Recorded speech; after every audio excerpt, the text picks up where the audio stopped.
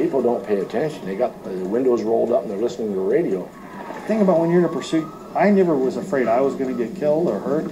My concern was always what the offender would do, and I think that's pretty common for police officers when you talk to them. I was scared what he was going to do to somebody innocent. When they get out there, you've got a 4,000-pound vehicle. That's a weapon, you know, when it goes at a high rate of speed. And if you're in a pursuit situation, you're endangering the life of the officer as well as citizens. But police officers have more and more technologically sophisticated help. This patrol car is equipped with the latest in pursuit technology. Recently, the California Highway Patrol implemented heads-up display systems that provide important data on see-through screens near the windshields of the patrol cars. This is called a combiner. It reflects the image from what you see on the screen back there, and it allows us to see the radar, registration, or whatever we might need on this screen, so we don't have to look down. We can always keep our eye on the road, and we can also see through the screen, so it doesn't inhibit our vision.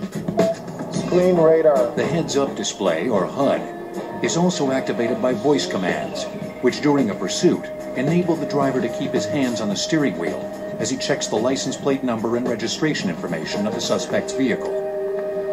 HUD registration. HUD registration. Registration number 1126918. Registration number 1126918. Registration check. Registration check. HUD next. HUD next. This system is just one component in the latest generation of patrol car. The cockpit is remarkably uncluttered compared to most police cars. Lights, sirens, radar, and other equipment functions can be controlled with one touch on a small, ergonomically shaped control pod next to the driver. These high-tech components were designed and integrated for a specific purpose: to help police be effective, yet safe, while driving on patrol and in pursuits. Well, I think historically, law enforcement from the very... About this time, the first mobile radios for police cars were installed. But they required several yards of wire wrapped across the roof to act as an antenna. You get experimentation with one-way radio broadcasts, but radios are huge. They're tube systems, and the police agencies contracted with a local commercial broadcast radio system.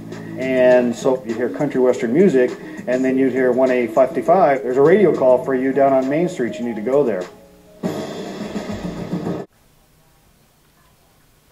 How to use other highly effective methods of halting a pursuit. One of the things we have now is a technology that has come to us recently is the stop stick.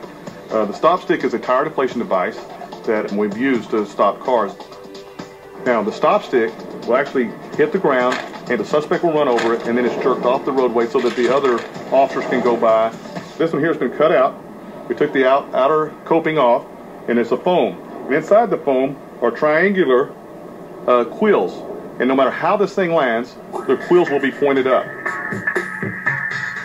The quill will actually hit the tire, and when it does, the top of the quill, which is very sharp, will come out, and now you have a quill that's inside the tire that will deflate the tire at a very slow rate. A slow tire leak gives the driver more control than rapid deflation or blowout.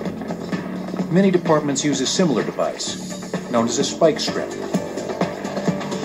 This accordion-like design also features hollow quills, and like the stop stick, can be quickly deployed and retracted. However, standing on the side of a busy highway in close proximity to a speeding pursuit is inherently risky business. Sometimes they've been very useful in helping us stop. That includes high-speed rated tires, larger brakes, and cooling systems. The wires run up Plus here. more powerful alternators to handle the amperage loads from the extra police electronics. First step is we bring the car into the shop, and my technicians gut it. They pull all the seats out of it and everything like that, and we start installing our products in it. Here's a mount that we're going to put the computer screen. As you can see, we've got most of the dash out. We have to make some modifications in here for a mount for the MDC scene so that the officer can focus on the screen without taking his eyes off the road. Let's move on over to the other cars and see some more of the equipment. What we have over here is, this is their MDC, or a computer, just like you'd have at your house. The way we look at it, this is the officer's office, basically. So he travels around with his own computer. In particular, in this car, there's another thing we load in the MDC, and we'll show you a little later. It actually controls the siren in the vehicle as well. The other thing that these operate is there's a full data system that they can get back to their department, run somebody's license plate, see if there's any warrants out anybody, of course, maps, you know, and all the other things. He can write reports onto a disk, go back in his department, print them out, and he's done. So this is a very important part of this car as far as the officer is concerned. This office is designed to keep everything within reach. What we have are 3 microphones, the 800 megahertz, the PA, and the county-wide 800. Up here is an all-new touchscreen technology. It comes up on there. Just with a press of a button, you have code 3. Code 3 refers to a police pursuit or emergency in which both lights and sirens are to be used. The newest light bars are low profile and aerodynamically designed. They're fitted with high-intensity LED bulbs that are extremely bright and visible from miles away. During a pursuit that's a Code 3 alert, the patrol car displays red, blue, and white flashing lights in a 360-degree pattern, leaving little doubt this officer means business. The TACnet system includes The touchscreen, Mobile Data Center, or MDC, does more than control lights, sirens, and radios. It can also receive and transmit digital information instantly. And it could be encapsulated in data files, images, pictures of wanted individuals, suspects. It could be a paragraph of information about Homeland Security warnings and things that the intelligence community wants to pass on to law enforcement. Infocop is software technology that provides law enforcement with access to local, state, and federal crime databases. By entering the information request once, an officer can tap into 8 massive databases and receive data and photos in just 2 to 4 seconds through a broadband wireless internet connection. Internet protocol is the communication standard on the planet.